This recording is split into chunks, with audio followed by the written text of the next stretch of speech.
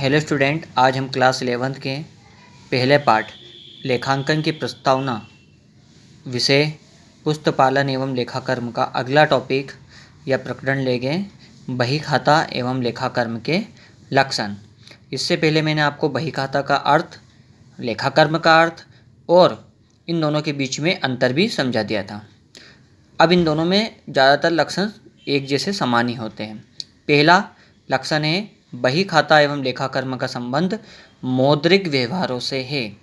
इसका अर्थ यह हुआ कि बही खाते में हम जब भी कोई लेखा करेंगे या लेखाकर्म में उसके बाद हम जो एंट्रियाँ करेंगे या प्रविष्टियाँ करेंगे वो सिर्फ व्यापार के उन्हीं व्यवहारों से संबंधित होगी जिसे हम मुद्रा में माप सकते हैं।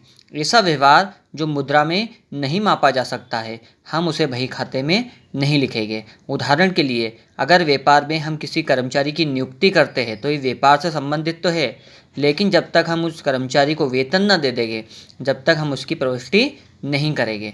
तो किसी कर्मचारी की नियुक्ति करना व्यवहारिक व्यवहार है, लेकिन उस अभी मुद्रा में नहीं आया, इसलिए उसको लेखा में नहीं लिखेंगे। हाँ, जब उसको वेतन का भुगतान करेंगे, जब हम उसकी प्रविष्टि बही खाता में करेंगे। दूसरा होता है निश्चित पुस्तकों का उपयोग होना। जब भी हम बही खाता और लेखाकर्म बनाते हैं तो कुछ निश्चित पुस्तकें हैं, हम उन्हीं में उसका लेखा करते हैं और सभी व्यापारी उनका प्रयोग करते हैं। वो निश्चित पुस्तकें होती है, सबसे पहले जर्नल होती है, फिर अलग अलग बहियाँ होती है। खरीदते समय क्रय बही, बेचते समय जो भी वस्तुएं हम बेच रहे हैं विक्रय बही में लिखते हैं। जितने खर्चे होते हैं उसके लिए अलग अलग होती है। अकाउंट्स बनाए जाते हैं, तो ये सब अलग अलग बही, बुक्स या अकाउंट्स होते हैं, उन्हीं में हम लेखा करते हैं। जो जिससे संबंधित वही होती है उसका लेखा उसी में किया जाता है और सभी व्यापारी को ये नियम मानना होते हैं। निश्चित नियमों का पालन किया जाना जरूरी है। व्यापारिक लेन देनों की प्रविष्टि करते समय अपनी मर्जी के नियम लागू नहीं कर सकता है, उसे वो सभी नियम लागू करना पड़ेंगे जो कि बही खाते के हैं। जैसे क्या डेबिट करना है, क्या क्रेडिट करना है, कौन सा व्यवहार किस पुस्तक में लिखना है, कौन सा व्यवहार किस पुस्तक में लिखना है। फिर मान लीजिए खर्चे हैं, तो खर्चे भी कई अलग अलग प्रकार के होते हैं।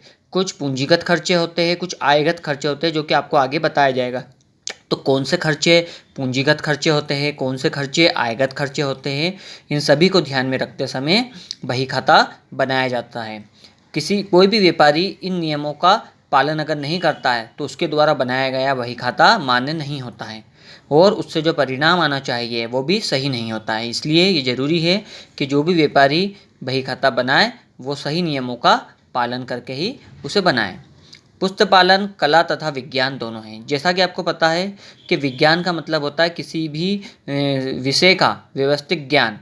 तो हमें पुस्तपालन के लिए को विज्ञान इसलिए मानना पड़ेगा क्योंकि पुस्तपालन करने से पहले या बही खाता बनाने से पहले हमें उसका ज्ञान होना बहुत ज़रूरी है कि क्या डेबिट करना है, क्या क्रेडिट करना है, कौन सा व्यवहार किस पुस्तक में लिखना है, किस व्यवहार को किस पुस्तक में नहीं लिख सकते हैं, कौन से खर्चे आयगत है, कौन से खर्चे पूंजीगत है, कौन से आय आयगत है, कौन से आय पूंजीगत है। इसलिए किसी भी व्यक्ति को बही खाता बनाने से पहले उसका ज्ञान होना आवश्यक है, इसलिए विज्ञान है। अब आते हैं कला। कला होता है किसी ज्ञान को व्यवहारिक रूप से करना। अब मान लीजिए आपको ज्ञान तो है पुस्तपालन का, लेकिन आप उसे कर नहीं पाते, अकाउंट नहीं बना पाते हो, जर्नल नहीं बना पाते हो, तो फिर आप में कला नहीं है, और जब आप में कला नहीं है तो आप पुस्तपालन भी नहीं कर सकते। इसलिए विज्ञान और कला दोनों होना जरूरी है। सिर्फ विज्ञान से काम नहीं चलेगा, क्योंकि सिर्फ याद है और आप बना नहीं पा रहे हो तो आप में कला नहीं है, इसलिए आपका पुस्तपालन अधूरा है। इसी तरह कला तो है लेकिन आपको याद ही नहीं है, तो आप डेबिट को क्रेडिट में लिख सकते हो, क्रेडिट को डेबिट में लिख सकते हो। इसलिए पुस्तपालन करने से पहले आपको विज्ञान और कला मतलब दोनों ही आप में होना चाहिए। ये विशिष्टता आपको उसको याद भी होना चाहिए और उसे व्यवहारिक रूप से करना भी आना चाहिए। और आखिरी है पुस्तपालन एवं लेखाकर्म में लेखे नियमित होना चाहिए और तिथिवार होना चाहिए। नियमित का मतलब होता है कोई भी व्यवहार छूटना नहीं चाहिए। ऐसा नहीं हो सकता कि कुछ व्यवहारों को लिखा और किसी को छोड़ दिया, नहीं। जितने भी व्यवहार आप व्यापार में करेंगे और जो मौद्रिक होता है वो आपको नियमित रूप से लिखना ही पड़ेगा। और तिथिवार होना भी जरूरी है।